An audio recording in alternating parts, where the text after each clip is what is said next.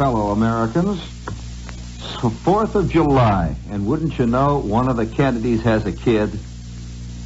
How about that? I'll bet the Republicans are popping their cork all over, believe me, all over the country. 4th of July, one of the Kennedys.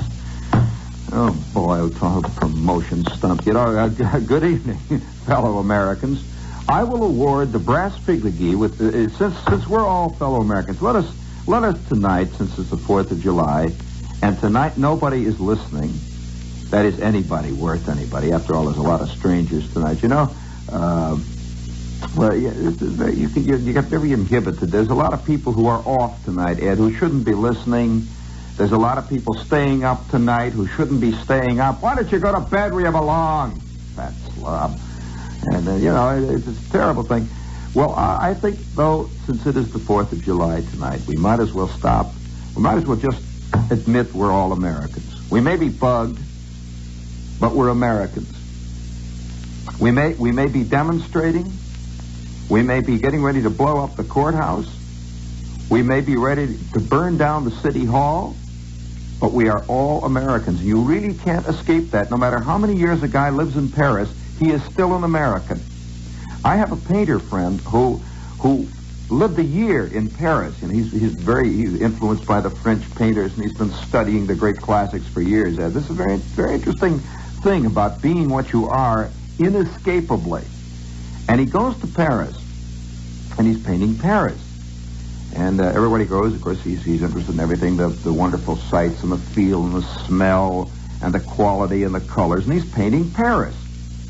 Well, finally the big day arrives, and a big man from one of the big French galleries comes over, a big dealer. He's going to look at the guy's paintings.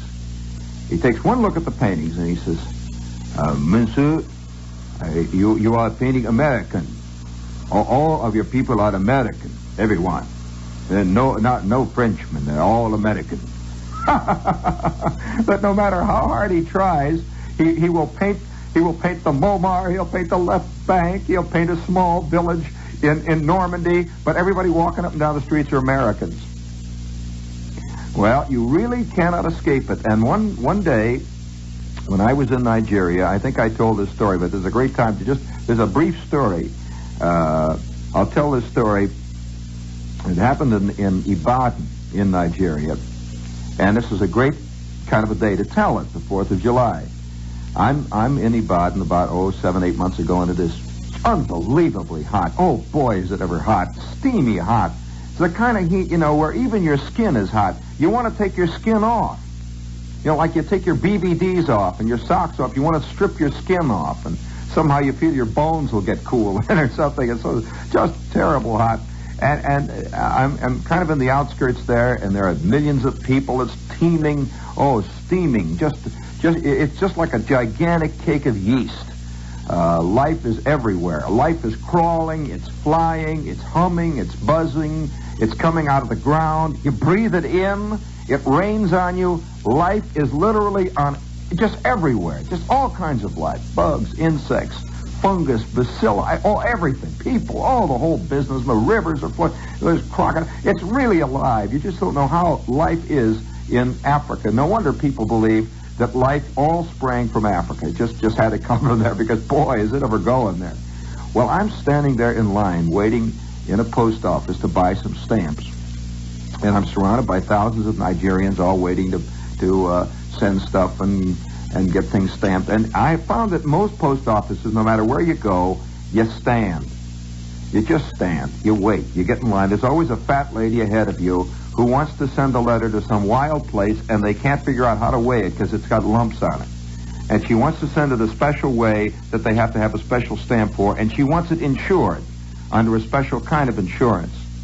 So she's standing in front of me, and everybody is moving. And I'm waiting, and boy, they never heard from air conditioning in an Ibadan post office, I'll tell you that. It is hot. And so finally, I get up to the window, and up to this point, nobody has said a word to me. I get up to the window, and I say, I want 4 airmail stamps, please. And of course, English is the language there in Nigeria. They all speak English with a varying kind of accent, depending on where you go. Some of them speak it with an Igbo accent, others with a Hausa accent. some with an Oxfordian accent. Oh, the most fantastic English accent you ever heard. But they talk something like this. They say, what kind of stamp you want, sir? And I said, I'll have 5. Make it 5 airmail. 5 airmail stamps. Thank you, sir. Thank you, sir. 5 airmail stamps. That'll be 7 shillings, sir. And you give them the money. And I started to go out, and I turn around. And, you know, and there's one thing that has to be said. It's very exciting to be in a place where there's a lot of life. Absolutely life everywhere. You can't help but be excited. And so I turn around, and I'm starting to go, when suddenly a guy in the line, about 2 people behind me, reaches out and touches my arm. A great big guy. He's about 6'6". And he's wearing a white shirt, and he's got a pair of these shorts that everybody wears over there, these white shorts that are cut down. Beautiful shorts they wear. Beautifully cut, and black shoes and high white socks, which is kind of a dress uniform and for hot weather. And he reaches out, and he touches me. And he says, you're an American, aren't you? Immediately, I could hear the American accent. He is an American. I said, yeah. He says, man, you got any time? He says, wait, I want to buy some stamps. Just wait for a second. So he goes up to the counter, and he buys some stamps, and he turns around. He's a great, big, gigantic, handsome colored guy. And he turns around, and he comes over to me. He says, man, he says, you're an American. And I said, yeah. We just stand there. He says, you got a car? He says, I got a car. Can I take you any place? I says, yeah, I'm going, so forth. And I told him where I was going. He says, oh, boy. We get out in front of the place, and the sun, boom, the sun hits down on us, and the pigs are running all over the place, and the sewers are running over our feet, and the whole business, you know. But it's a wildly exciting place. You have an idea that would sound terrible, but it isn't. It's very exciting when you're there, and has no parallel to what it would be like here if the same things were going on here. It's very different, very exciting. And the sun, boom, boy, hits down, and we get out on the concrete steps of this little post office, little winding road, and the shops are going up one way and up the other way, and all kinds of people are squirting. The streets teem, literally teem. Bicycles, Volkswagens, guys on pogo sticks, guys carrying other guys in sedans, everything. You can't imagine. It's a sea of humanity flowing of people yelling and hollering, big yellow robes and purple robes and blue robes and sun helmets. I remember one guy, Ed, one of the great sights that I've seen was a guy riding a bicycle. And he had some kind of a light, almost a silk robe. And it was the most translucent blue. It was the color of a very light, sunshiny blue sky. It was that kind of blue. Their colors are all like that. Someday, American people are going to discover Nigerian colors. Incredible. And he had this light blue robe with a light blue skull cap. And on top of the light blue skull cap was a gigantic wooden bowl. And in this enormous wooden bowl, there must have been 45 yelling, hollering pigs. Little pigs, all tied up with their feet, you know. And they're looking out of the bowl and wiggling. Well, this guy is riding down the street on a bicycle that had wheels that were 4 times the size of any bicycle wheels I ever saw. And going like the wind. And his robe is floating out back of him like an enormous flag. He's going along, and his feet are going back and forth, and he's got this bowl on the top of his head, and the pigs are yelling, and he's just going along as calm, and the wind is blowing. He goes down the street. Boy, now there's skill, guts. So we get out on the street, me and this guy, and he turns to me, and he says, let me tell you, man. He says, I can't tell you how great it is to hear in America. And I said, boy, what are you doing in here? You know, wow. We didn't know quite what to say. I was so glad to talk to somebody who, for a strange reason, you get very hungry for American things when you are a million miles away. No matter how hip you are, you just do. You get hungry for them. And so I said, gee, wow. So we got into his car, which was a Nash. And every car in this place, of any consequence at all, has practically, the sun has beaten the paint right off. It's just peeled it right off. They're a peculiar slate colored. And we get into this guy's Nash, and we sit down there, and he said, man, you got any time? And I says, yeah, I'm not going anyplace. He said, let me tell you. He said, I just want to tell you how great it is to talk to an American. He says, I've been inland. He said, I've been here for 7 months. And he says, I just can't tell you how great it is. And so, well, of course, I was delighted. So we went over to a place, and we're having a drink. And it turns out that he of all things, was a listener from Brooklyn. I wonder if any of his people are listening tonight. It's a wild thing. He was there working for an American film company as some kind of an export expert. And in the course of the conversation, this is what he said. I'll try to reproduce it almost verbatim. And he's a big, handsome, I'd say he was about 25 or 26. And I believe he went to Brooklyn College. And I told him who I was. He's who? No, oh, come on, man, you're putting me on. I said, no, Gene Shepard, you know. He said, the night people, man. He said, oh, no. He said, I listened to, no, it's impossible. We're hollering and yelling and drinking gin tonics, you know, and getting hotter. And so in the course of the conversation, he says to me, you know, he says, man, he says, I had to come all the way over here to realize that I am first and foremost, no matter what I do, I am an American. He said, man, I just discovered it. And he says, boy, he says, there's plenty of troubles at home. He says, but I know one thing. I am an American. And it was a very strange thing to hear in Ibadan. Not strange at all, though, if you understand really what you are. If you really understand what you are. You often don't really know. And so we sat around and we drank the gin tonics and hollered. And then finally, I had to go, and his Nash took off into the bush. Boy, he took off. He said, oh, man. He said, I can hardly wait to get back there. I can hardly wait to get back to Brooklyn. He grabbed me, fantastic, gigantic paw. He grabs me up and down, my shoulders jiggle. and off he went. And I wonder if he's still out there. It's curious. And I went back and I sat, and this is the kind of thing that really, really wildly makes you really conscious of many things. At that night I was going back to Lagos, and I arrived on the main road. Finally got back into Lagos, and they have a gigantic hotel in Lagos, which is honestly, it makes the new Hilton look like the old Plaza. You can't believe such a wildly super modern hotel can exist. Well, it looks out over the Bay of Guinea there, hot, and the steamers are going past. I'm sitting in the sundown area there having a drink, and a man comes up to me. And he turns out to be, with a strange accent, he started talking like, he says, well, how are you enjoying your trip here? A very peculiar, almost Germanic, but not quite accent. I couldn't figure out what he was. And we're sitting talking, having a drink, and just talking. And it turns out that he was from Poland. And he was obviously a top-flight communist. But I did not know what he was for maybe 2.5 hours, because we didn't discuss where we were from. We just knew I assumed he was German, because a lot of Germans around there. And I guess he knew I was an American. It shows all over my map. That's the end of it. I'm an American. Well, I never heard in all of my life, and remember, this man is from the great People's Democratic Republic, and I thought he was German. I never heard more virulent and more completely realized racial talk in my life than this guy was coming out with about Nigeria and about the whole world. I couldn't figure out what is on. Boy, and I'm listening to this thing, and then it suddenly comes out. He is from one of the great People's Republic. And all of a sudden, something opened. I don't know what it was, but something opened up, man. Speaking of totalitarianism, this is WOR, AM and FM, New York. But this is the 4th of July.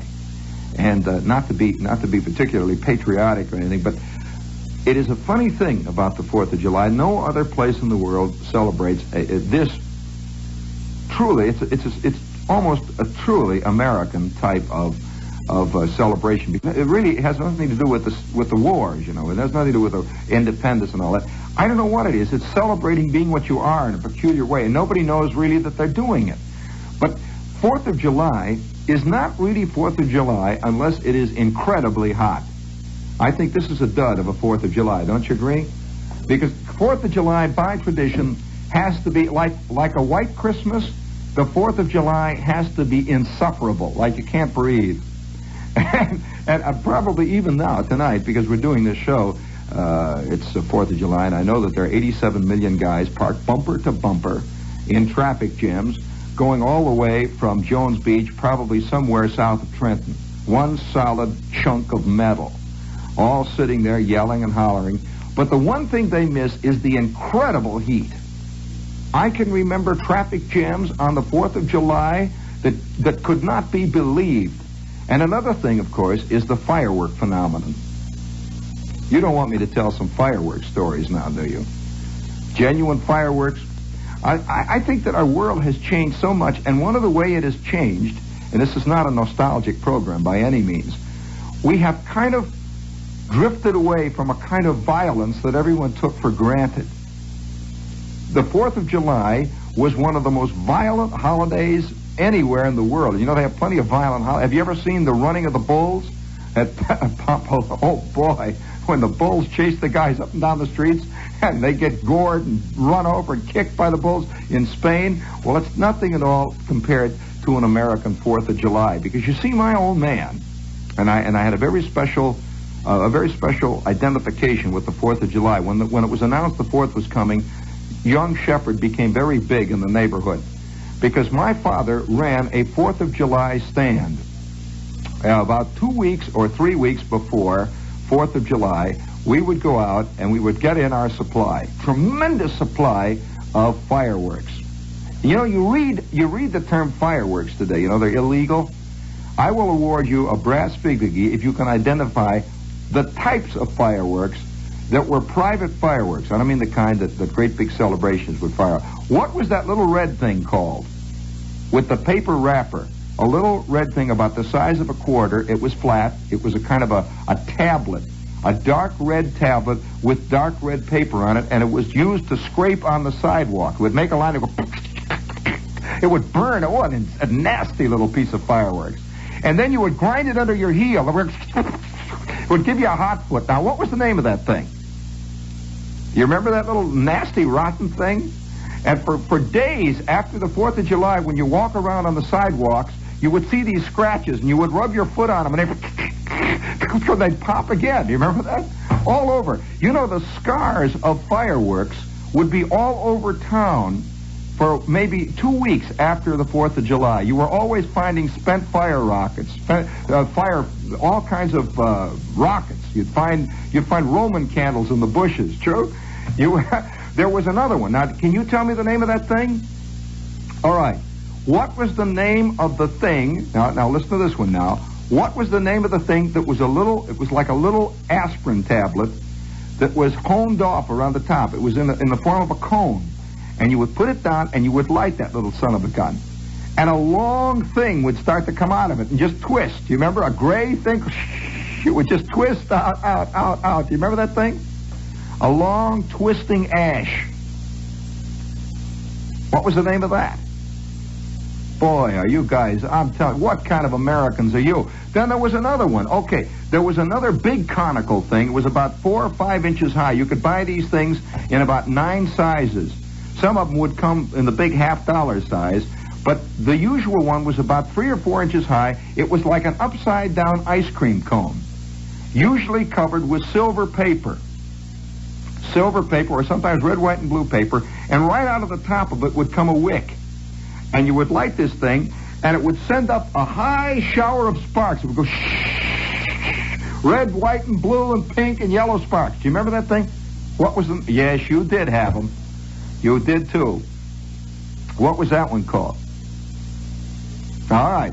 What was the one called that was looked like a gigantic firecracker? This thing came in the quarter size, the 10-cent size. It came in the dollar size. It was so big it came with a shoulder holster, you know, and firing instructions and all that. It looked like a gigantic firecracker that was about 1 foot high, and it was about 2 inches around, and it had a little wooden base on it. And it was in 3 colors, red, white, and blue. And it had big wick coming out of the top of it. And when you would light that thing, it would go like this. And then you'd hear... You'd see that little dot going straight up in the air, and then it would go... 2 big cracks up there about 4 miles up. What was the name of that one? You remember that thing? Well, the reason I know about these things is because fireworks were an integral part of my life as a kid. And my old man, if there were two things he was hung, three things actually. He was hung on the White Sox, he was hung on used cars, and fireworks. He was an absolute nut on fireworks. And that's he had gone into the business, and now he was selling them. And every 2 weeks before the fireworks, were to be fired off, outside of town, outside of Chicago, all the roads outside of Chicago, there'd be hundreds of roads, because there was a law saying you could not sell fireworks inside the city limits.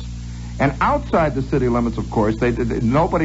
In fact, half of the cops had fireworks stands outside the city limits. And for miles around, you would see these little wooden stands that had been selling tomatoes up to now, and all kinds of things like pumpkins and stuff. All of a sudden, they had red, white, and blue bunting, and there'd be a great big sign that would say, Excelsior Fireworks. Excelsior was one of the big names. There was another another big name among fireworks. You remember that other one? What was the other great fireworks company? Come on. Big. They were like the General Motors of the fireworks world. They probably killed more people than World War II with their product. But anyway, every year we would set up our business, and we would have these big 5-inchers. We'd have the 3-inchers. We'd have the 2-inchers. We'd have the cherry bombs. We'd have the pinwheels, and all of it would be set up on the tables in back of us. And about this time of the night on 4th of July, just about this time, about 20 minutes to midnight, the business would be petering out. Of course, because the 4th of July would be over at midnight, and the old man is frantically hoping that nobody comes, because then he can explode all the rest of the stuff in his own fantastic display at home. He'd take it all in a big truck and blow it off all at once. Well, about this time, I can remember one of the real phenomena was apparently in those days a lot of guys impressed their chicks by buying fireworks. And I as a kid, I was always working in the fireworks stand. And for some reason or other, in spite of the fact I was a firework nut, I hated working in the stand. I really hated it. It was hot, crummy, and all the other kids were, shooting fireworks. I'm standing in there making change. I'm standing in there, and about every 5 minutes, some guy in a big Hupmobile would drive up with a cutie, with a blonde, and I'd get out, and he's playing the big man. All right, baby. What do you want? Yeah, what do you want? And they're pointing at all these great, he's always impressing the chick. All the big stuff, all the big artillery he's pointing at. Give me that big one over there. What's the name of that big one? That great big one. How much is that? It's $1.50. God, come on, give me 2 of them. 2 of them. I want 2 of the big fireworks. Give me one of the rockets over there, and I want some. You got any Roman candles, kid? Give me a bag of Roman candles, the big ones. Yeah, I don't want the kids. No sparklers. I want the big stuff. Well, he'd buy $20 worth of this stuff, and you'd see him go driving off the road, and about 30 seconds, he'd be just about out of sight when you'd hear. You'd see his car reel around. He has tried to light a cherry bomb with his cigar and has not made it. Oh, boy, I'll tell you, we used to keep, in our fireworks stand, 18 pounds of unguentine. We had more rolls of gauze and tannic acid because our product was always working too soon. There was nothing like a guy walking out. They'd walk out of the fireworks stand. They'd get about 5 feet away, and some idiot, some big fat cigar-smoking butter and egg man would have a handful of torpedoes. He'd say, "Hey, watch this, baby!" Boom, boom, pow! Next thing you know, he's got 4 pounds of pebbles in his foot. Hey, Flippin', what kind of stuff you selling me, for God's sake? Look at that. Well, then I've got out the unguentine. I'm taking his shoe off, and I'm putting the stuff, all the big fat guys getting in their Rolls Royces and their Packards, driving away. And then there used to be the inevitable. This was another one. The inevitable big car would drive up. Great big car, with the real rich city people in it. And they would drive up, and this little skinny kid would get out of the back, and his father, all dressed up. There's a certain look that important rich people have when they are in the country or they're on a picnic. They look vaguely uncomfortable all the time. They always have two-tone shoes. That kind of thing on the beach, just doesn't quite make it. And they get out, and they come over, and he says, Timothy, you just choose anything you want. I want you to be happy today. And little Timothy stands there looking at all the fireworks. You can see that he has no more desire to have fireworks than he wants a wart on the top of his head. And he's standing there, and the old man said, well, come on, Timothy, we haven't got all day, you know. Mother's waiting in the car. And we'd like to get home and have our celebration. And little Timothy is saying, I have one of those. Do you have any sparklers? And you go back and you get him some sparklers. And the old man is then, of course, taking over. He says, well, Timothy, wouldn't you like to have one of those? And they always point at the big things. The kid doesn't know what it is. You know, big thing with handles on it, and it comes with 40-millimeter sights, and it has a big shock mounting, and it's for blowing up towns, you know, that kind of thing. It's for the mafia. And wouldn't you like one of those, Timothy? The thing with the wheels there. I'll wrap one of those up. Would you please wrap one? How much are they? $5, fine. Well, what else would you like, Tim? And little Timothy is picking. All the kids always pick the little things, you know. What's the little thing there? All the little thing with a little handle on it that you squeeze with your thumb, and the wheel goes around and makes little sparks, you know. The old man doesn't buy this kind of stuff. He wants the big things. And so pretty soon they've got a load of about $50 worth of stuff, and they take it off and they put it in the back of that great big fat Cadillac, and the little kid sits in the back by the bag, and the mother's sitting up in front, and the father gets in. You can see the father's not even used to driving the car. Their man drives the car, but they're out celebrating the 4th. You see, it's a family celebration. So he gets in the front. You can hear him shifting gears badly, you know. He goes right into second. He doesn't even bother with first. And away goes that big Buick down the road. And you see this little tiny head in the back. They're off to celebrate being an American. I've always had a feeling, I can always see some servant somewhere lighting the Roman candles. Jeeves is shooting off the skyrockets, you know, and out there with his tails. Well, up here now, sir. Actually, how about a few sparklers now? And he lights the sparklers and waves them, and the kids say, "Gee, that's great." Well, this firework thing is pretty wild. Some of the great traumatic experiences of my kid life were with my father's failure, often with fireworks. Fireworks are sneaky. Did I ever tell you about the time, the terrible episode of the backfiring Roman candle? Well, you know they have Roman candles they come in various sizes. Some of them have 4 or 5 shots. Some of them will have 10. Some of them will have 15. And then when you get the big bazooka-style Roman candle, these are the big ones, you know. This is the true mafia thing. They use it for cannonading the next mountain, that kind of thing. Don't you know what a Roman candle is? Oh, sure, everybody knows. Well, we used to have usually about 15 of these we'd lay in stock.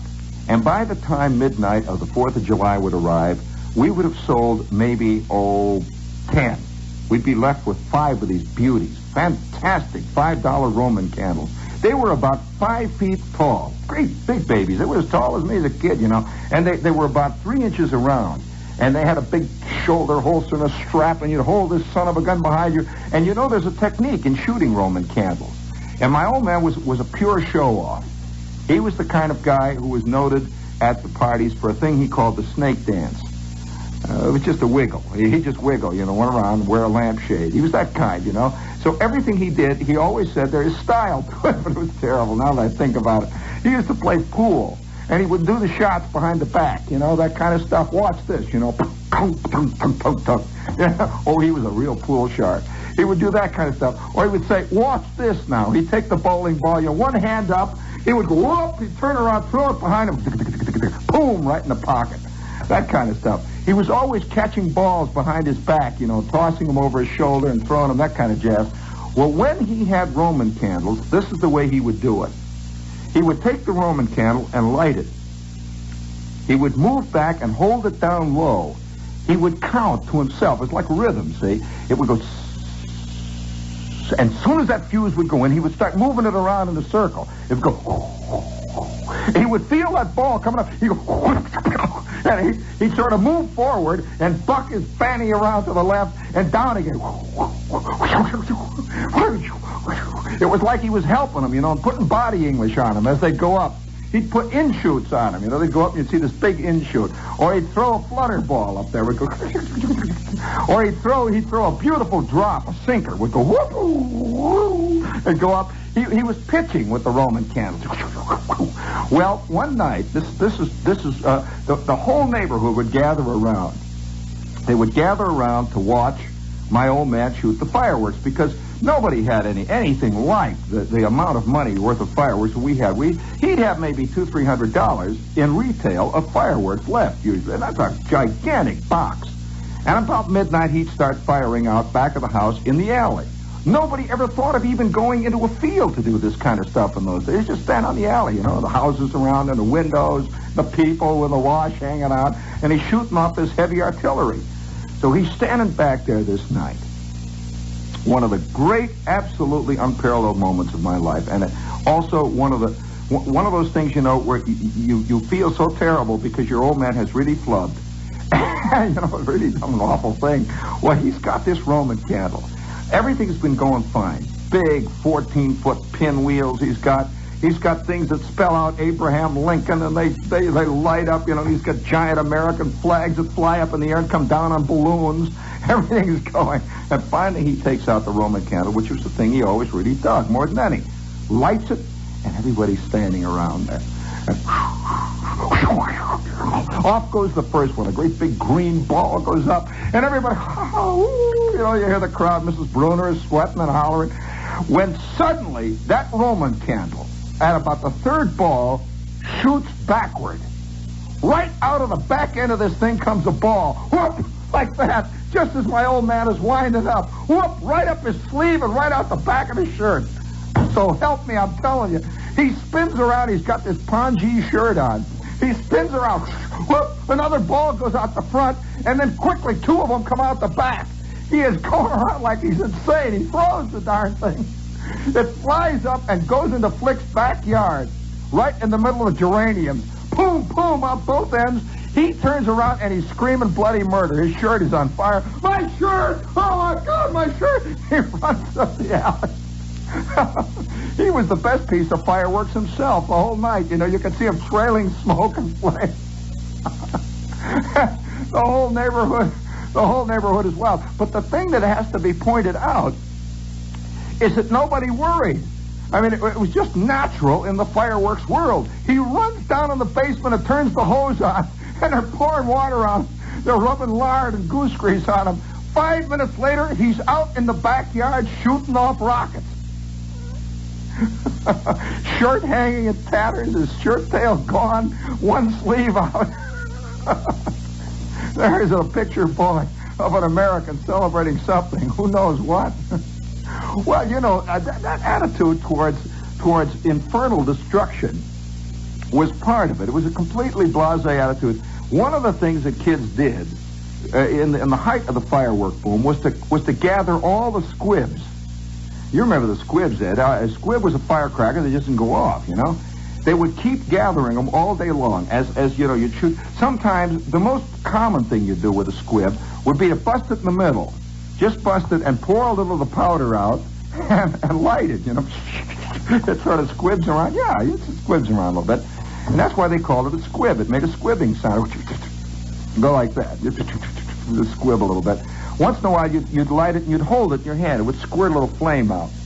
Well, we would gather all these squibs on this one gigantic, memorable occasion that I know 26 guys still remember on this very night. We are in the backyard. We are in Bruner's backyard. We have gathered about 5 pounds of squibs. Somebody gets a bucket, a regular big bucket, you know, the basement kind of bucket, you know, they use for scrub, a big bucket. He gets a bucket, and don't ask me. I do not know what nuttiness prompted us to do it. We take our squibs, and we're all emptying them in the bucket, you know, emptying squibs. About a half a pound of squibs, you know, we're emptying in the bucket. We're all emptying the black powder and the silver powder, a couple of big cherry bombs that didn't go off. We now got a pile, really, a pile that's about a half pound, you know, a nice little pile of squibs. So we all stand around the bucket. Flick lights a match, drops it in. There is a blue flash, Nobody sees anything but little lights, stars, circles, balls going off for about 3 minutes. No eyebrows. 26 kids without an eyebrow among them. Just gone. No eyebrows. Our eyelashes gone. Our faces are beat red. We stand around. I'll never forget going into Miss Robinette's class. The whole class is sitting there, not an eyebrow in the class except among the chicks. 26 kids sitting there with red faces. Well, now the thing that is interesting though is going home on a day like that. Nobody said anything except, "I told you not to get too close to them." That's all. That was about the extent of it. And the whole fireworks, I'll tell you, one of the most, speaking of fireworks, one of the most, I don't know whether they still do it or not, but a couple of nights ago we talked about the Great Lakes and the lake boats, these huge lake boats. Well, there was a thing that used to happen in fact, if it's happening, it's happening right now. It used to start about 11 o'clock and go to roughly 1 o'clock in the morning. One of the big lake boats, whatever lake boat happened to be in it, inland steel, would take off about 10 o'clock at night and go about 5 or 6 miles out just beyond the breakwater, and just anchor out there or hang out there in the darkness. And about this time of the night, they would begin to fire off gigantic fireworks off of the top of this boat. One after the other, these enormous things would go and hang out over the water, come down, just boom, and they'd go up. And of course, the beach is just black with people, millions of people, all hock deep there watching this thing. And you could see the oily water, and you could smell the steel mills, and you could smell the Lever Brothers plant down the ways making the soap, and you could smell the Amazo plant making the corn oil, whatever that does. And you could smell the fish in the water and the lake, and you could smell the heat. And all the while, laying out there in that water is this big ore boat, and she's shooting this stuff off. Well, one of the big sea disasters occurred one year as a result of that. It wasn't really, it was kind of a funny sea disaster in a way. You could see these things firing, and we're down there on the beach. Kids and people and Boy Scouts. In fact, I was with a Boy Scout troop that night. It was a big thing to go down there and watch the ore boat shoot off the stuff. And we're all standing down there, and the whole point of this was that it is going to be the safest kind of force. That's safe, that's to go down there and watch the ore boat. Well, we're watching the ore boat shoot the stuff off, and everything is going up when suddenly we begin to see that the demonstration is getting even more spectacular than usual. You get, big skyrocket goes up, one of these big things with the big mushrooms are going off out there, and then we see that what looks like they're shooting off sparklers on the deck, and then we can hear some shouting, yelling and hollering, and then there's a dull and there's a gigantic shot of flame comes out of the back end of the boat. And with that, from all directions, you could see tugs coming. Ooh! They have radioed in the shore. We are sinking fast. We have just blown each other up with the Roman candles. And the boat is blowing up. And these guys are still shooting the stuff off out there. One after the other. They're shooting it off. They want to get it all gone before they get off the boat. It's going off. It was wild. We're watching. The people are cheering. And what do you think the first reaction of the people was? To cheer it. Oh, the people loved it. The boat is on fire. They're squirting it with water. Everyone thinks it's part of the display. It's part of the great 4th of July display of U.S. sea power or something. They're squirting it. The boat is burning. And about 20 minutes later, they tug it in, and you can see the flame, and the guys are in the rowboats, and people are walking around, and everyone drifts back and says, wasn't that a wonderful 4th? That was just a great 4th of July. Speaking of safe 4th of July, do you recall, it was in all the headlines, I'd say about 2 or 3 years ago. I believe it was in Philadelphia. About 25,000 people are gathered in a park to watch a display of fireworks by these fireworks experts. Do you remember that? And they start to shoot the stuff off, and everybody's watching, when suddenly the fireworks starts to get on fire, where the guys are shooting it off, and within 30 seconds, more Roman candles and more fireworks, more bombs are going off in the crowd. Boom! Right into the crowd. People are screaming and hollering. You remember that? Oh, sure, that was a big story. I don't know how many people got it that night celebrating the 4th of July. But probably the biggest fiasco I ever saw in connection with the celebration of the 4th of July at home was again connected with my father. It was the kind of thing that you always suspect happens in the funny paper, but rarely happens in life. The old man had about, I would say on this night, he had probably $350 worth of fireworks at depression prices. This would have filled the average, I'd say 2-ton truck up twice. He had a load of fireworks that didn't stop. And he had them in 2 gigantic cardboard boxes. Great big boxes. Well, in the typical nutty, I don't know whether people are more, have got more sense now or what. I can't tell what it is. But even a 5-year-old kid wouldn't do this kind of thing anymore. But my father did it and nobody questioned it. He put this 2 great big box load full of fireworks on the ground next to a telephone pole out in the alley. Now he shoots, the first thing he does was to put in the ground on a big piece of angle iron an enormous skyrocket, which he lights off. He always would start off the evening with a big 4-pound skyrocket. They were fantastic. That was the most exciting. That was, believe me, that was early space projects. It really was. So he lights this thing and it goes, off she goes, and everybody stands there. Nobody noticed that he's shooting off the fireworks. He shot off his rocket. He is not 2.5 feet away from all of his boxes of firecrackers, his bagel bombs, his space bombs, his Mount Vesuviuses, all the stuff. He's just, he puts it right down there by the box. So the next thing he does is right above the box, he nails in a great big pinwheel that had about a 4-foot circumference. He lights the thing. It's going. And everybody's saying, isn't that beautiful? Isn't that? 14,000 pounds of sparks are going into those boxes every revolution. Boom! It goes. Pow! Wow! Boom! Bang! Stuff is shooting. People are yelling. Bruner is in the basement screaming. Kids are crying. The old man is beating it with a fire. He's running around hitting it. Go! Sticks! Boom! Pow! Well, that explosion went on for a good 20 minutes. It tore down fences. It killed goats. It broke windows. It burned hedges. It knocked down telephone wires. You could hear sirens coming from blocks around.